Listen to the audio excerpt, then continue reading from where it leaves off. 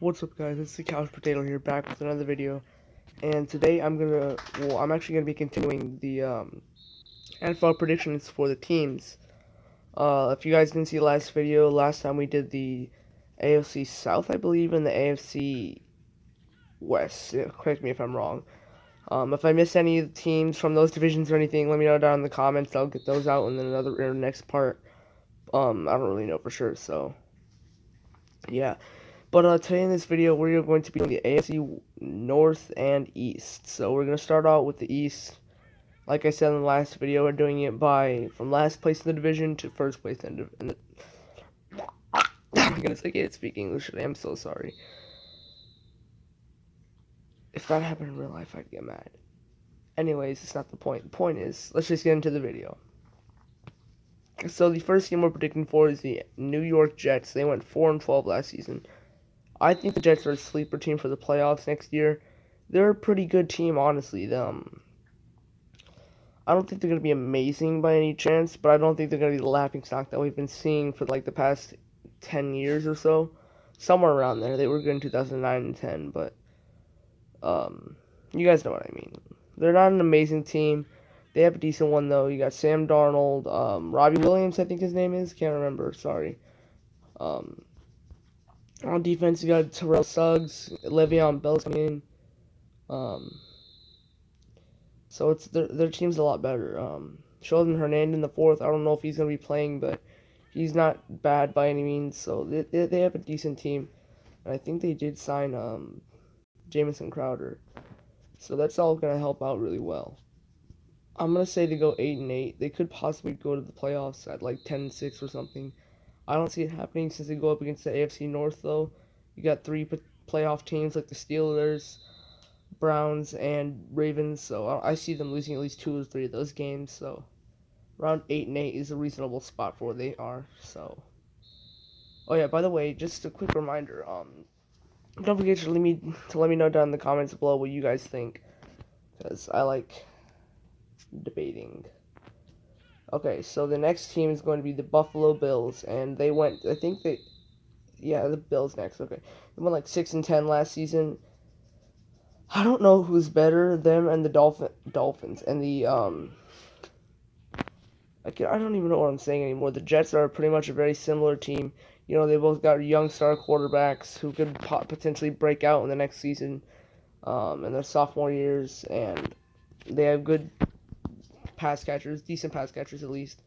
None of them have any. The Bills don't have any insane pass catchers. They have a couple of different halfbacks: Devin Singletary, Frank Gore, LaShawn McCoy, and potentially Christian Wade. But we'll see what happens with him. And at the wide receiver, you got John Brown and Cole Beasley. As I mentioned earlier, you already got Josh Allen at the QB, so they have a pretty decent team. Offensive line still has questions, but it's not the worst in the league, I don't believe. It might be, I don't know. And the defense, as we already know, is pretty good. You know, you got Micah Hyde on there, Jordan Poyer, and Tre'Davious White leading a very powerful secondary. So I think they're a decent team. I think they're the same area around as the Jets, though. I'm gonna say 8-8 for the Bills. Also, I do think they will defeat the Jets, though. Like both times in the season, or at least they'll do better against the division. I personally think that they're a better team just a little bit, but only against their divisions, really. So 8-8 for the Bills. Next up is the Miami Dolphins, who last year went 7-9. This year they're going to be an absolute train wreck. Okay, they are terrible. Okay, at quarterback you got Josh Allen. They lost Ryan Tannehill, Josh Allen, Rosen, and Ryan Fitzpatrick, both QBs who aren't very good. They don't have any pass catchers. The running backs have a chance to break out, but haven't shown any signs yet as of late. And they just don't have any playmakers on offense. They do have Xavier Howard on defense, which is pretty good, but they lost Ken Wake. They're not a good team at all. Everyone knows it. I'm just gonna get through it and say 3-13 for the Dolphins. Now the New England Patriots. I'm not going to spend too much time on this one. It's the Patriots. Okay? I don't think they're going to go 12-4 and 13-3 like other people. I'm going to say 11-5. If you want to know why, Just why do you want to even know at this point? You should know. So 11-5 for the Patriots. That's what I'm gonna say. Okay, people, we have officially done the West, East, and South. We're now gonna finish up with the AFC North, and in the next video, I'll get you guys the NFC South and West. So sorry if this video is older than the last one too. I'm my goodness. If only I knew how to edit. I can learn how to do that sometime. But anyways, if only I learn how to edit so we can get that out of there. That stuttering. But anyways, so let's just get into the AFC North. So the team that was in last place last year was the Cincinnati Bengals. I believe they went 6-10.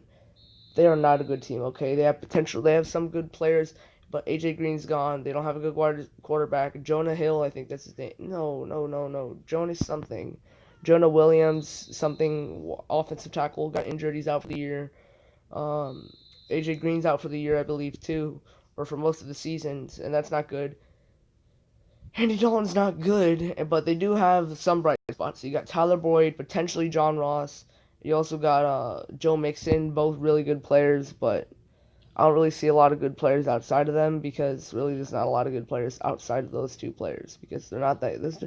They're just not a good team, okay? It's simple as that. They're not a good team. They're not ready for any sort of playoff action or anything. Like, no. Just no, okay? So I'm going to go a generous 5-11 for the Bengals. The third place team in the AFC North was the Cleveland Browns, who went 7-8-1. I was just as surprised as everyone else to think that they would be that good. This season they're going to be even better. I'm going to just say the record before I get into the reasons. I'm going to say 11-5. Now, based on the caliber of teams they predicted, they could be 13-3, 14-2. But they are the Browns, so I don't think they're going to do that good just yet. So, quarterback, you got Baker Mayfield. Halfback, you got Nick Chubb and Kareem Hunt. Wide receiver, you got Odell and Jarvis. You got David Njoku also at the tight end. Joel Bitonio to help Kareem and Nick. So, pretty good team. At the defense, you got Joe Schobert, Myles Garrett, Denzel Ward. They lost Jabril. No, Jabril Peppers. Yeah, No, they lost Jabril Peppers. Sorry. And it's just a good team, okay? They also have, I think they have someone else on defense, too. I think they got someone from the Vikings. Forgive me, I can't remember his name right now. They also got Olivier Vernon.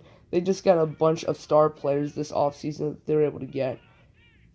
It's going to be insane to see them play because they have a really good team now from 0-16 from one win in the last two seasons to Super Bowl contending lineup is in one season is just crazy.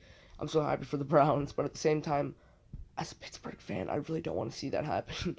So, whatever happens, I guess. But that's the Browns 11-5. Okay, Pittsburgh Steelers are up next. You can call me biased all you want. I don't care what any of you say. I'm sorry.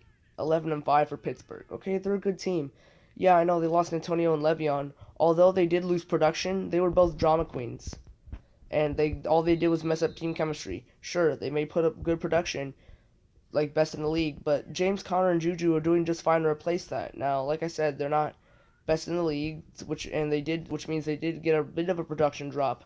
But they still both made the Pro Bowl, and they still both had good years this season. So, and they're both good leaders on their team that people really enjoy them. You got Ben Roethlisberger, who I really think got snubbed this season. I mean, come on, he led the league in passing yards this year, and he had like 20-something touchdowns, maybe over 30. I don't remember for sure. And I hate how people overlook Ben almost every year, except for 2017 when he was second best QB. So you got those guys on defense. You got Stephon Tuitt, Cameron Jordan Hayward, excuse me. I was thinking of Cameron Jordan because who doesn't? And you also got Joe Hayden. I don't know if I said Joe Hayden twice, but sorry if I did. But they just got a really good balanced team. They got one of the best offensive lines in the league too. So I think they're gonna go 11-5. Now the Browns team is clearly better. It's just the Browns never do good against their division. That's why I gave them that record.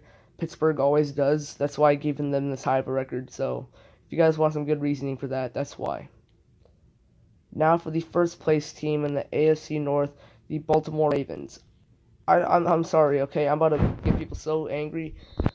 I think the Ravens are the most overrated team in the NFL right now. They are not supposed. People are predicting them a playoff contender. No, no, no, no, sir. They got a good defense, but they did lose to Darius Smith and Terrell Suggs and C.J. Mosley. So that's a big no. They lost both of them. That's a big downgrade from whatever they have now. Um, you got Lamar Jackson at quarterback, Mark Ingram at halfback, but he's not elite. Okay, he's not elite. He's a suitable running back, but he's not elite like some people think he is.